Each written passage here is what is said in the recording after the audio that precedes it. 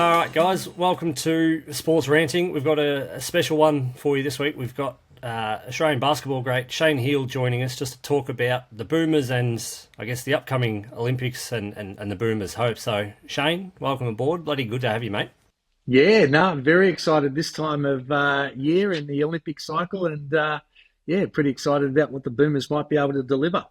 We just saw him play against Team USA and Serbia, and I'm fairly certain me and you were in the same sort of camp that hopes weren't really high after the China games, but they've risen a little bit after the recent outings. What's the latest in your mind? I think that's because I wasn't entirely happy with their preparation. I thought that the two Chinese games were against a really bad team. I mean, let's say it how it is. I mean, we were 50 points better than that team that's not going to the Olympics, and they were rebuilding. And Brian Goorjian used it more as a selection criteria, playing 17 different guys.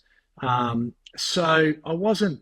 You're not entirely happy with what you see, but then they really stepped up against America. That first half, they were probably out of depth against the NBA superstars, but that second half, geez, their defense rose and they were able to really cause some problems for the USA, which was encouraging. I'm going to play the devil's advocate here. Do you think it was also potentially just a little bit of Team USA going, all right, well, we can just sort of use this as more of our warm-up, whereas the Boomers had to use it as we really need to get into gear here?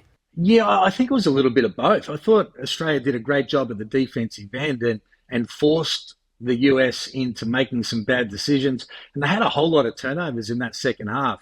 So there would be a little bit of the USA trying to find their way, trying to work out, the differences in international basketball. And we've seen a lot of NBA players struggle because the rules are different. There's just not the same space that you're used to in the NBA. And I thought Embiid struggled a bit with the defense from Australia and forced some of those turnovers. So they'll be trying to find their way. So there'll be a little bit of both, I reckon. We look ahead to our group, and it's not an easy one. We've got Greece, Canada, and then Spain. So it's call it what you want, but it's the group of death. So where can we win, and where do you see us sort of taking the points in that group stage? Well, I'm a little bit more optimistic that we can finish second in the pool now, and that probably comes from the Serbian game, like getting confidence against a world-class Serbian team. Sure, they didn't have Bogdan Bogdanovic, an NBA star, and you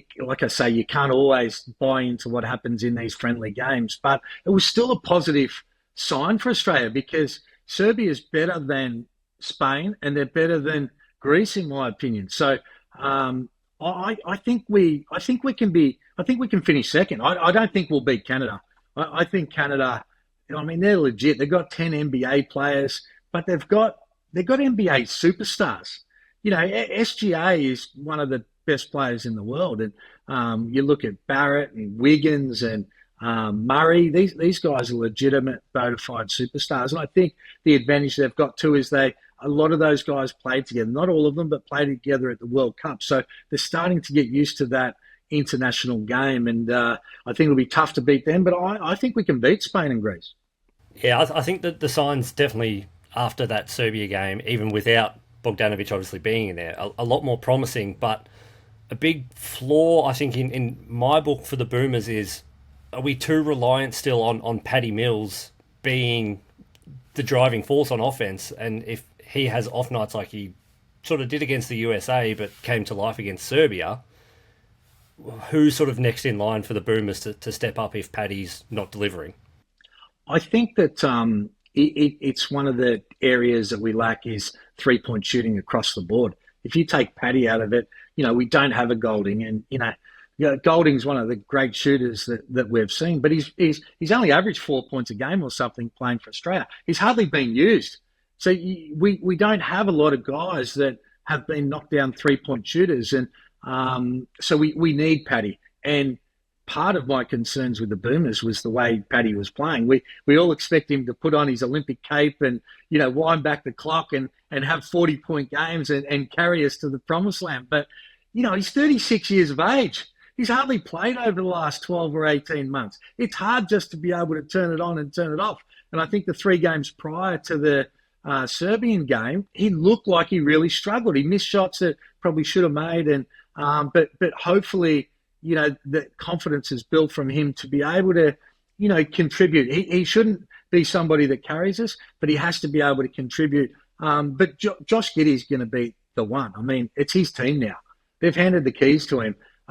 He's going to play 35 minutes a game. And the way he gets past quality defenders, even against the USA. Now, he didn't finish all the time. Probably missed some that we'd expect him to make. But the way he can get around more athletic, better defenders is incredible. So I think there's positive signs there, but everybody else is going to have to chip in. Dyson Daniels is going to have to knock down some threes. Exum, Green, these guys are going to have to step up. Landale's going to have to do what he does around the hoop. Let's look sort of more broader at the rest of the competition. Obviously, you've got Team USA in a bit of a class of their own, but not as much as maybe previous years, which is wild to think about when they're probably more loaded this year around than what they were back in '92. Who outside of them, who's the team that is the biggest threat, and I guess who's the dark horse in your book? I'm not sure I'm with you about America. I think they are streets ahead. Yeah, I think they are streets ahead. I just think it takes you a little bit of time to get their rotations right, getting used to the international style. They got so many players that can step up.